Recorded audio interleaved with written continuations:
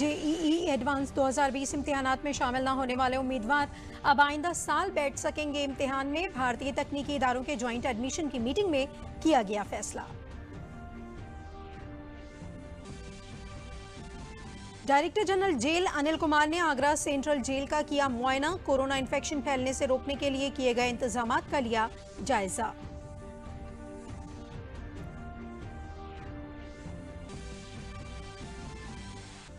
मुल्क में अब तक कोरोना इन्फेक्शन से 63,01,927 मरीज हुए ठीक। हुकूमत के इक़दामात की मदद से सामने आ रहे हैं बेहतर नताइज।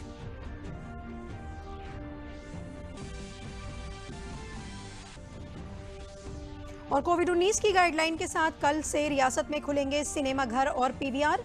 हर शो के बाद किया जाएगा सैनिटाइजेशन।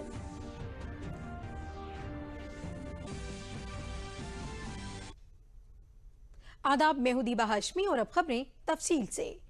कोविड-19 की वजह से जेईई एडवांस 2020 इम्तिहानात में शामिल न हो सकने वाले उम्मीदवार अब आइंदा साल के इम्तिहान में बैठ सकते हैं। भारतीय तकनीकी इदारों के ज्वाइंट एडमिशन बोर्ड की कल हुई इमरजेंसी मीटिंग में यह फैसला किया गया कि कोविड-19 पॉजिटिव होने की वजह से जो उम्मीदवार इस साल जेईई एडवांस इम्तिहान में शामिल नहीं हो पाए थे, उन्हें आइंदा साल इम्तिहान में शामिल होने का एक और मौका मिलेगा। इसके अलावा जेईई एडवांस 2020 इम्तिहान के लिए रजिस्ट्रेशन कराने वाले जो उम्मीदवार कोविड-19 की पाबंदियों की वजह से इस इम्तिहान में शामिल नहीं हो पाए थे, उन्हें भी आइंदा इस इम्तिहान में बैठने का मौका मिलेगा। बोर्ड ने यह भी फैसला किया कि इन उम्मीदवारों को आइंदा साल दोबारा जेईई मेंस क्वालिफाइड नहीं करना होगा, बल्कि वो इस साल जेईई एडवांस इम्तिहान के लिए किए गए रजिस्ट्रेशन की बुनियाद पर ही आइंदा साल इस इम्तिहान में शामिल हो सकेंगे। इसके अलावा NEET 2020 खुसूसी इम्तिहान आज मुनक़िद होगा। ये इम्तिहान इन उम्मीदवारों के लिए मुनक़िद किया जा रहा है जो कोविड-19 वबा की वजह से सितंबर में मुनक़िद इम्तिहान में शामिल नहीं हो सके थे। सुप्रीम कोर्ट के बाद नेशनल टेस्टिंग एजेंसी NTA आज इन उम्मीदवारों के लिए नीट इम्तिहान के दूसरे मरहले का इनेकाद कर रही है जो कोविड-19 की वजह से या फिर कंटेनमेंट जोन में होने की वजह से इस साल के इम्तिहान में शामिल नहीं हो पाए थे। आज ये इम्तिहान दोपहर 2 बजे से शाम 5 बजे तक मुनक़िद किया गया। गौरतलब है कि कोविड-19 की वबा के मद्देनजर नीट के इम्तिहान दोबारा पहले 3 मई और फिर 26 जुलाई को मुलतवी करने पड़े थे। फिर 13 सितंबर को यह इम्तिहान मुनक़िद किया गया था। नीट इम्तिहान के नताइज का ऐलान 16 अक्टूबर को किया जाएगा। मालियात वजारत के अखराजात महकमे ने 20 रियासतों को खुले बाजार की उधार के जरिए 68,825 करोड़ रुपए की जायद रकम उधार देने की इजाजत दी है। वजारत मालियात ने कहा है कि जायद उधार की इजाजत मजमूई रियासती घरेलू मसनूआत के आधे फीसद पर उन रियासतों के लिए जिन्हें GST नाफिज होने की वजह से रेवेन्यू में आई कमी को पूरा करने के लिए वजारत के जरिए दिए गए 2 मुतबादिल में से पहले मुतबादिल को मुंतखब किया गया था। इस साल 27 अगस्त को GST बोर्ड की मीटिंग में ये 2 मुतबादिल पेश किए गए थे और 29 अगस्त को रियासत में इनको जारी किया गया था। 20 रियासतों ने पहला मुतबादिल चुना था। 8 रियासतों ने अभी कोई मुतबादिल नहीं चुना है। जिन रियासतों ने पहला मुतबादिल चुना है उन्हें मालियात वजारत के जरिए बनाए गए खुसूसी निजाम का फायदा होगा जिसमें रेवेन्यू की कमी को उधार से पूरा किया जा सकता है।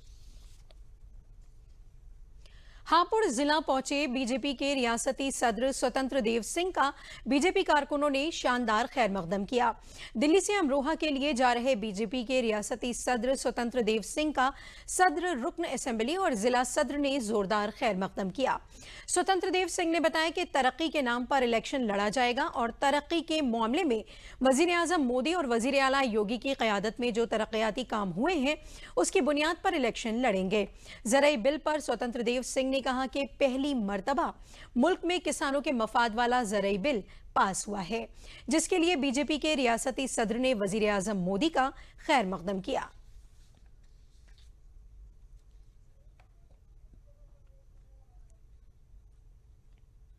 विकास के नाम पर हमें चुनाव लड़ना है और विकास माननीय मोदी जी योगी जी के नेतृत्व में जो विकास कार्य नीचे तक हुआ है उसके आधार पर चुनाव लड़ना।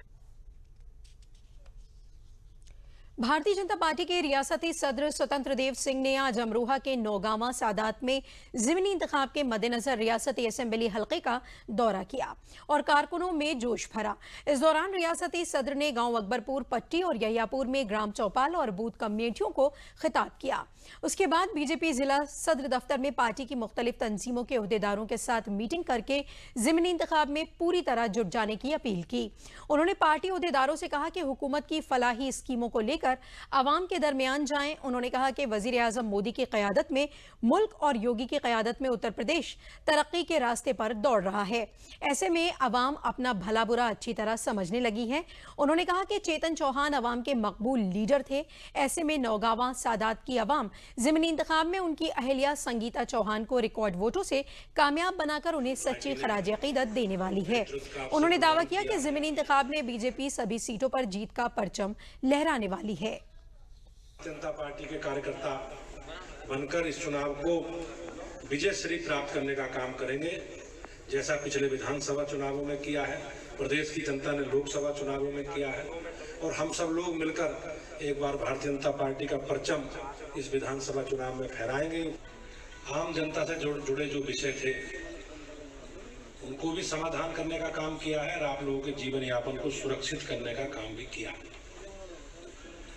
भारतीय जनता पार्टी के लोग, हम सब लोग जिन कोर एजेंडे को लेकर लंबे समय से आंदोलन करते थे, चुनावों में अपने घोषणा पत्र का हिस्सा बनाते थे, देश के यशस्वी प्रधानमंत्री जी ने उन सब विषयों का समाधान करने का काम किया है। उपचुनाव का बिल्कुल बचता है।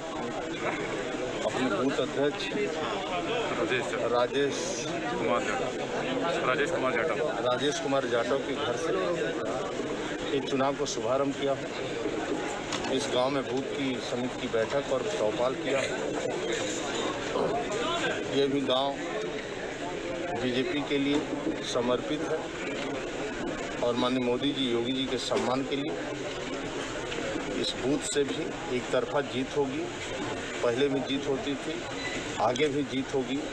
ऐसा गांव गरीब किसान, हमारे देवतुल्य किसानों ने आश्वासन दिया इस गांव का कि एक तरफा पोलिंग होगी और 100% पोलिंग होगी और बीजेपी के पक्ष में। कानपुर शहर की घाटमपुर रियासती असेंबली सीट पर ज़िमनी इंतखाब के लिए नामजदगी का अमल शुरू हो चुका है। अभी तक नामजदगी कराने वाली खास कांग्रेस पार्टी से कृपा शंकर संखवार ने और बीएसपी से कुलदीप संखवार ने पर्चा नामजदगी दाखिल किया।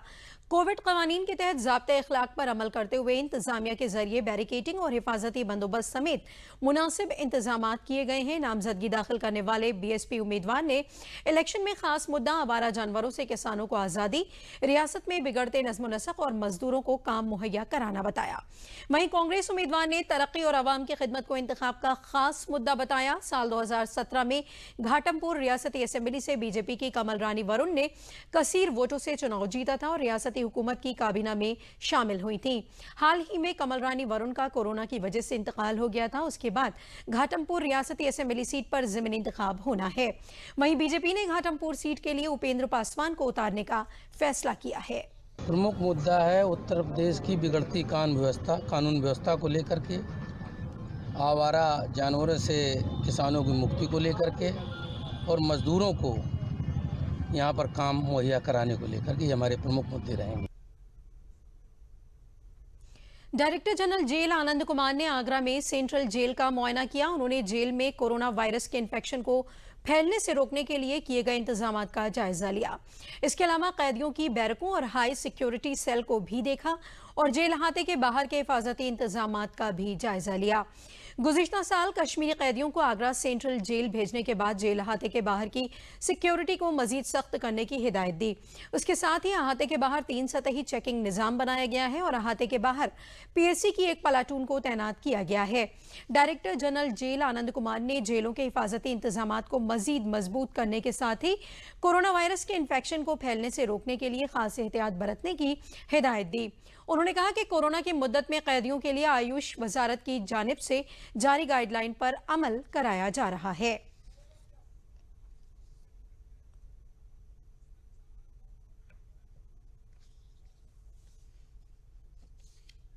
बंदियों में थोड़ा सा अवसाद है, इसलिए है कि मुलाकात बंद है, लेकिन मुलाकात भी अतिशीघ्र इस पर निर्णय होगा।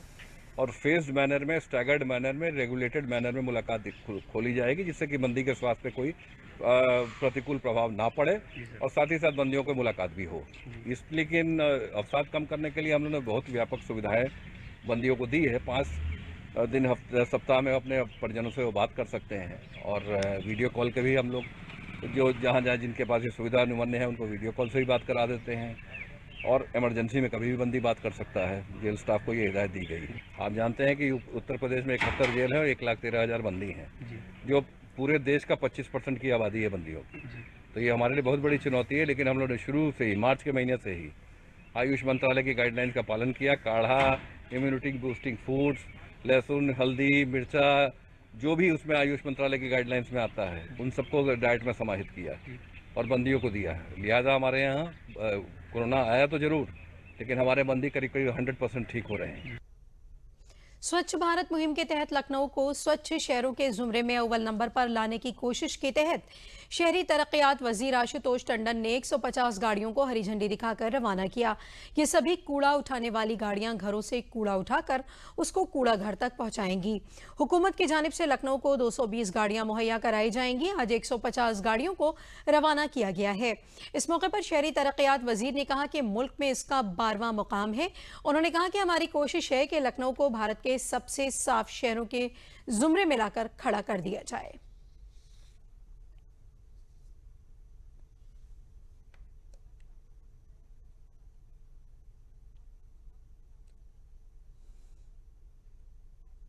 आज सॉलिड वेस्ट का डिस्पोजल, कूड़े का निस्तारण विश्व की बड़ी समस्याओं में एक है और प्रदेश सरकार, नगर विकास विभाग और हम राजधानी में खड़े हैं, लखनऊ नगर निगम इसके लिए बहुत सजग है और निरंतर स्थितियों में सुधार के लिए कार्य हो रहे हैं। लखनऊ को स्वच्छता सर्वेक्षण में पूरे देश में 12वां स्थान मिला, जबकि विगत वर्षों में 121 और 116 नंबर पर लखनऊ था और प्रदेश में वो 1 नंबर पर है। कोरोना के खिलाफ हुकूमत की सख्त इक़दामात की मदद से बेहतर नताइज सामने आ रहे हैं। सेहत और कुनबे बहबूद वजारत के मुताबिक मुल्क में कोरोना वायरस वबा से मुतासर लोगों में अब तक उनमें से 63,01,927 मरीज सेहतयाब हो चुके हैं, जिसके बाद मुल्क में रिकवरी रेट बढ़कर 87.05% हो गया है। मुल्क में कोविड से शरह अमवात कम होकर 1.53% रह गई है। गुज़िश्ता 24 घंटों में 74,632 कोरोना मरीज ठीक हुए हैं। वजीर आला योगी आदित्यनाथ कल रियासत में वर्ल्ड हैंड वॉश डे पर हैशटैग अवाम के नाम मान करेंगे। आज लखनऊ में लोक भवन में प्रेस कॉन्फ्रेंस के दौरान एडिशनल चीफ सेक्रेटरी इत्तलात नवनीत सहगल ने कहा कि सभी लोग इसमें बढ़ चढ़कर अपनी शिराकतदारी निभाएं। इस मौके पर एडिशनल चीफ सेक्रेटरी सेहत अमित मोहन ने बताया कि कल 10 बजे से 12 बजे तक सभी लोगों को सोशल डिस्टेंसिंग के साथ हाथ धोने के प्रोग्राम में शामिल होने के लिए कहा गया है। उन्होंने कहा कि कोरोना इन्फेक्शन का खतरा अभी खत्म नहीं हुआ है। वजीर आजम के जरिए चलाई गई मुहिम जब तक दवाई नहीं तब तक ढिलाई नहीं के तहत हाथ धोने का प्रोग्राम पूरी रियासत में मुनक़िद किया जाएगा। कल 15 अक्टूबर है, कल वर्ल्ड हैंड वॉशिंग डे है।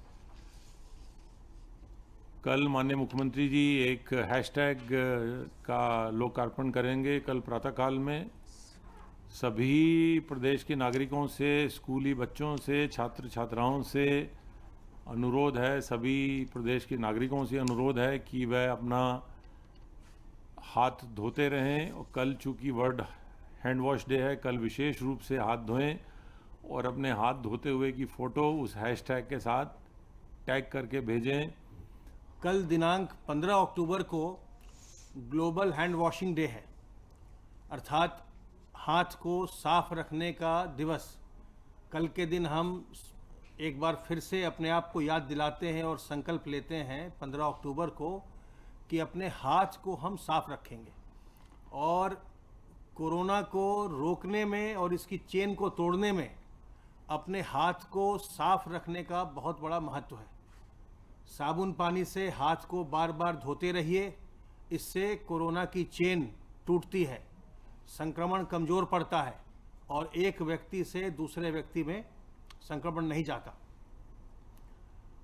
कल इसके लिए पूरे प्रदेश में कार्यक्रम किए जाएंगे और इसके संबंध में सभी जिलों को दिशा निर्देश जारी किए गए हैं कि 10 से 12 बजे के बीच प्रातःकाल इस कार्यक्रम का वो आयोजन करें और इसमें 10-10 लोगों के समूह को सोशल डिस्टेंसिंग मेंटेन करते हुए साबुन पानी से हाथ साफ करें, उसकी तस्वीर लें, फ़ोटो खींचें, उसका वीडियो लें और उसको अपलोड करिए।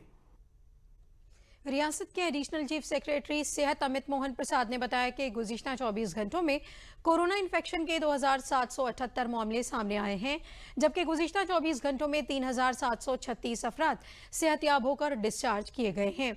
उन्होंने बताया कि कोरोना इन्फेक्शन से रियासत में अब तक ठीक होने वालों की तादाद 4,01,306 है, जबकि इस वक्त एक्टिव मरीजों की तादाद 36,898 है।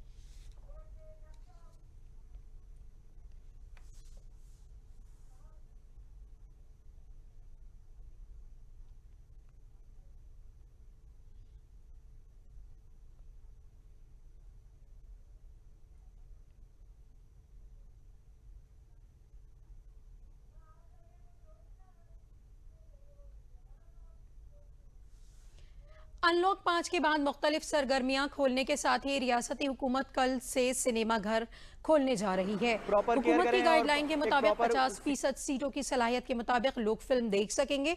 इससे कबल आज सिनेमा घरों के सभी मुलाजिमीन का कोरोना टेस्ट कराया जा रहा है। साथ ही सैनिटाइज किए जाने का भी इंतजाम किया गया है। सिनेमा घर खुलने का लोगों ने खैर मकदम किया है। नाजरीन का कहना है कि मुकम्मल एहतियात के साथ अगर सिनेमा घर खुल रहे हैं तो लोगों की तफरीह तो होगी ही, साथ ही माशी सरगर्मियां बढ़ने से मईशत में भी बेहतरी आएगी।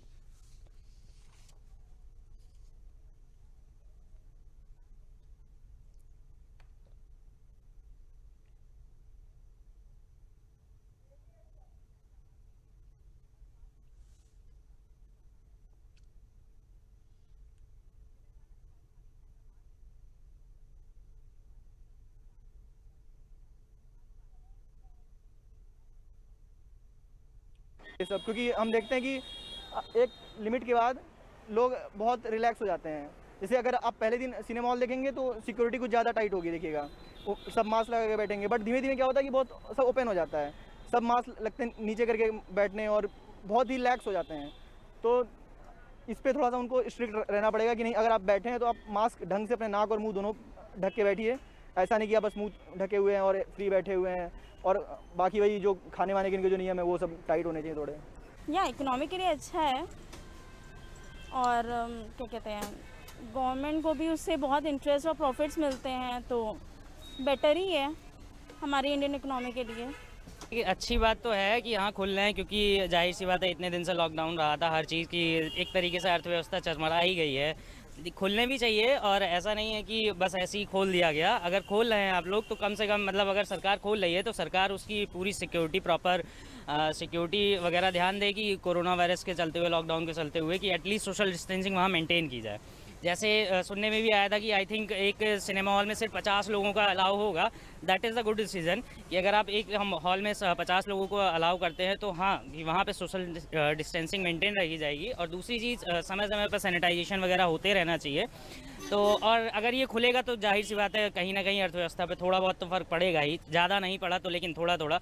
और जैसी चीज़ें साथ साथ अगर आ रही हैं ट्रैक पे तो उस तरीके से आना चाहिए और आई थिंक डिसीजन अच्छा है कि खुलना चाहिए। भारत सरकार की वजारत सयाहत की जानिब से कोविड-19 की रोकथाम के लिए प्रयागराज में साथी सर्टिफिकेट स्कीम का आगाज़ किया गया है। साथी स्कीम का full form system for assessment awareness and training hospitality industry है। प्रयागराज के डिप्टी डायरेक्टर सयाहत दिनेश कुमार ने बताया कि इस स्कीम के जरिए इस कारोबार में लगे लोगों का बहुत फ़ायदा होगा, क्योंकि वजारत सयाहत सर्टिफिकेट वाले होटल, गेस्ट हाउस और धर्मशाला की एक डेटाबेस लिस्ट तैयार कर लेगी। मुल्क और रियासत में वजारत सयाहत के जरिए उनकी तशहीर की जाएगी। प्रयागराज में अब तक 150 होटल और गेस्ट हाउस के रजिस्ट्रेशन हो गए हैं। उन्होंने बताया कि साथ ही सर्टिफिकेट पूरी तरह मुफ्त हैं, हुकूमत की जानिब से इसकी कोई फीस नहीं ली जा रही है। इस तिजारत से वाबस्ता ताजिर लोकेश गुप्ता ने बताया कि ये हुकूमत की बहुत अच्छी स्कीम है, जिससे हम लोगों को इसका रास्त फायदा हासिल होगा और कोविड-19 के बारे में हम लोगों को खास मालूमात भी वक्त वक्तन वक्तन हासिल होगी, जिससे हम अपने होटल और गेस्ट हाउस को पूरी तरह तहफ़्फ़ुज़ दे सकेंगे। हुकूमत की इस पहल का उन्होंने खैर मकदम किया। होटलियर्स जो हैं, चाहे वो रेस्टोरेंट वाले हों, उनके पास में वो उनको मिल जाता है। इस तरीके से सारे होटल वालों को, लार्ज गेस्ट हाउस वालों को इस पर अपना रजिस्ट्रेशन करना है, और इसमें उनको फ़ायदा क्या होना है वो पर्यटन मंत्रालय भारत सरकार ने उसको बताया है कि इससे क्या फ़ायदा होना है। एक तो वेबिनार के माध्यम से सारे होटल्स के साथ में पर्यटन मंत्रालय भारत सरकार एक मीटिंग करेगा, और समय समय पर भी मीटिंग करते रहेंगे। जो वर्तमान में जो प्रॉब्लम्स है कोविड-19 के, उसको लेकर वो बताएंगे, कोविड-19 के बारे में अवेयर करेंगे, क्या क्या सुरक्षा उपकरण लगाए जाने हैं होटल में वो बताएंगे, क्या सुरक्षा मानकों का पालन किया जाना है वो उसको बताएंगे। उसके बाद में पर्यटन मंत्रालय भारत सरकार देश में और विदेश में ऐसे रजिस्टर्ड होटलों का प्रचार प्रसार करेगा। बुंदेलखंड के हमीरपुर जिले में वजीर आजम नरेंद्र मोदी के जरिए कोविड-19 के तय शुरू की गई जन आंदोलन मुहिम में पूरे मुल्क से ताउन मिल रहा है।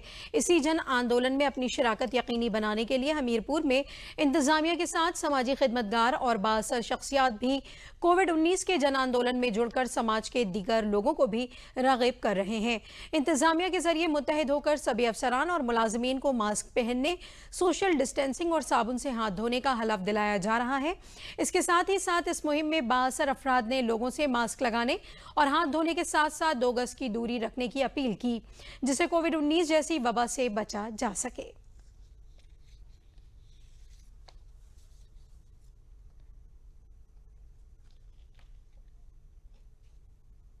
आदरणीय प्रधानमंत्री जी के आह्वान पर आज हम लोग यह संकल्प लेते हैं कि जो प्रधानमंत्री ने आह्वान किया है हमारी सुरक्षा के लिए किया है, हमारे समाज के लिए किया है, अतः हम प्रधानमंत्री का शुक्रिया भी अदा करते हैं। यदि आपके हाथ में मास्क है, मास्क साथ में, सुरक्षा हाथ में है। ये समझ लीजिए मास्क है तो आपकी सुरक्षा आपके साथ है। 2 गज की दूरी है जरूरी, आप और अपने परिवार को सुरक्षित रखें, यह है मजबूरी। देश के अपने माननीय प्रधानमंत्री जी के द्वारा एक जन आंदोलन चलाया जा रहा है। माननीय प्रधानमंत्री जी का कहना है कि इन 3 बिंदुओं पर अगर हम लोग सतर्कता बरतेंगे, निश्चित तौर पर इस कोविड-19 की वैश्विक महामारी से हम लोग जूझ रहे हैं, उससे अपने देश को निजात मिल सकती है। पहला बिंदु है कि हम लोग हमेशा मास्क का इस्तेमाल करें। भीड़ भाड़ में जाए तो मास्क हमारे पास जरूर हमारे मुंह में होना चाहिए। दूसरा बिंदु है 2 गज की दूरी। 2 गज की दूरी बना के रखेंगे। बाय द वे अगर कोई इफेक्टेड व्यक्ति है तो वो अन्य लोगों में इफेक्ट नहीं कर पाएगा। तीसरा बिंदु उनका है साबुन से या हैंड वाश से हम लोग हाथ धुलें ताकि हमारा घर परिवार भी सुरक्षित रहे। हमारे प्रधानमंत्री श्री नरेंद्र मोदी जी द्वारा जन आंदोलन प्रारंभ किया गया, उसमें उन्होंने 3 बातें बताई हैं जिनके द्वारा हम कोरोना से बच सकते हैं। वो कोरोना से अन्य लोगों का भी बचाव किया जाना संभव ठीक होता है। सबसे पहली मास्क की बात कही है कि मास्क क्यों ज़रूरी है। मास्क इसलिए आवश्यक हो जाता है कि आज दिनचर्या में हम लोग मिलना मिलाना, क्योंकि ये अनलॉक का वक्त है, एक दूसरे के संपर्क में रहेंगे, कहीं ना कहीं छींक के माध्यम से वायरस आ सकता है, तो उसके लिए मास्क अति आवश्यक हो जाता है कि मास्क का पहनना अति आवश्यक है। दूसरी बात बताई है कि हमको हाथ बार बार क्यों धुलें, उसके लिए आवश्यक हो जाता है कि कहीं चाहे और अनचाहे में हम कभी ग्रिल को छू रहे हैं, कभी कोई गिलास को छू रहे हैं, किसी मेज को छू रहे हैं, किसी वस्तु को छू रहे हैं, बार बार नोट को छू रहे हैं, ले रहे हैं, दे रहे हैं, तो उसमें वायरस आने का खतरा बढ़ जाता है। भारत सरकार के सेंट्रल जोन की स्कीम स्वामित्व योजना का इफ्तिताह जिले के बस्ती, सदर और भानुपुर तहसील के 5-5 गाँव में घरौनी की तकसीम करके की गई। इसका इफ्तिताह दिल्ली से वजीर आजम नरेंद्र मोदी ने वीडियो कॉन्फ्रेंसिंग के जरिए किया था। उन्होंने कहा कि उत्तर प्रदेश के पूर्वांचल के 38 अजला के लिए ये स्कीम नेमत साबित होगी। तहसील सदर के दौलतपुर गाँव के प्राइमरी स्कूल अहाते में कंचनपुर गाँव के लोगों को CRO मीता यादव ने घरौनी के सर्टिफिकेट दिए। इस मौके पर उन्होंने राम शबद, जगमोहन, राम प्यारे वगैरह को घरौनी दी। इस मौके पर उन्होंने कहा कि इस स्कीम का मकसद देही आबादी इलाके की सरहद बंदी करना है। इसके पूरा होने पर गैर मुनक़सिम देही आबादी का सही रिकॉर्ड तैयार किया जाएगा। घरौनी तैयार होने से लोगों को अपनी इमलाक की सही मालूमात हासिल होगी और आपसी झगड़ों में कमी आएगी। स्वामित्व सर्टिफिकेट की बुनियाद पर लोग अपने मकानों पर कर्ज हासिल कर सकेंगे। साथ ही इमलाक का सही तज्जिया हो सकेगा, जिससे कि ग्राम पंचायतों की आमदनी में इजाफा होगा। द्वारा चलाई जा रही है उससे गांव के विवाद जो है गृहस्थ के इसे घर आदि के ये कम होंगे और उससे उनको एक प्रमाण पत्र मिल जाएगा जिससे वो बैंक को आज से लोन ले सकते हैं। यह मोदी जी द्वारा चलाया गया अभियान बहुत अच्छा है। सरकार की बहुत ही महत्वाकांक्षी योजना है जो अभी तक ग्रामीण आबादी क्षेत्र का सीमांकन नहीं हुआ था। तो ये अविभाजित जो आबादी है उसका सीमांकन करके हर व्यक्ति को उसका ओनरशिप दिया जा रहा है, ताकि इसके होने से सबसे बड़ा फायदा वज़ीर-ए-आज़म की अपील पर कुछ किसान जीरो लागत की खेती की जानिब बढ़ रहे हैं। आइए आपको ऐसे ही किसानों से रूबरू कराते हैं। के साथ एक नए कार्यक्रम का शुभारंभ। प्रधानमंत्री नरेंद्र मोदी कृषि और किसान को मजबूत करने के लिए लगातार काम कर रहे हैं। उनकी सरकार ये प्रयास कर रही है कि कृषि पर लागत कम हो, जिससे किसानों की आय में वृद्धि हो सके।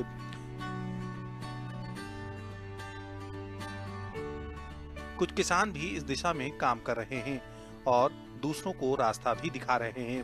जनपद रायबरेली के तहसील महाराजगंज गांव राजामऊ के रहने वाले सत्य प्रकाश मिश्रा प्राकृतिक खेती कर रहे हैं। पद्मश्री सुभाष पालेकर से प्रेरणा लेकर इन्होंने 40 बीघे में प्राकृतिक खेती की शुरुआत की। इनकी खेती में उर्वरक का इस्तेमाल नहीं किया जाता और न ही हाइब्रिड बीजों का इस्तेमाल किया जाता है। देसी गाय के गौमूत्र और गोबर से इन खेतों में खाद दी जाती है और पारंपरिक बीजों से फसल तैयार की जाती है। अपने ही रिसोर्सेज से, देसी गाय के गोबर से, देसी गाय के गोमूत्र से और फसल वेस्ट की मल्चिंग से अपने भूमि के खाद्य पदार्थों को पूरा करें। बीज हम अपना बोएं, देसी बीजों की खेती करें, जिससे हमारी लागत शून्य लेवल तक कम हो जाए। जो कुछ थोड़ी बहुत लागत हमारी आती भी है उसको हम अपनी फसलों में इंटर क्रॉपिंग से निकालते हैं। कई पारंपरिक बीजों को प्राप्त करने के लिए ये छत्तीसगढ़, उड़ीसा और नेपाल के आदिवासियों के पास भी गए, जहां से वे बीज लाकर ये खेती कर रहे हैं। खेत ऐसे हैं कि देखकर आपका मन प्रसन्न हो जाएगा। आधुनिक तकनीक के ट्रैक्टर और मशीनों से ये खेती करते हैं, लेकिन इसमें रासायनिक उर्वरक या पेस्टिसाइड्स का कोई उपयोग नहीं किया जाता। इनका खाद्यान्न। इसी के साथ खबरें खत्म हुई। दीबा को दीजिए इजाजत। आदाब।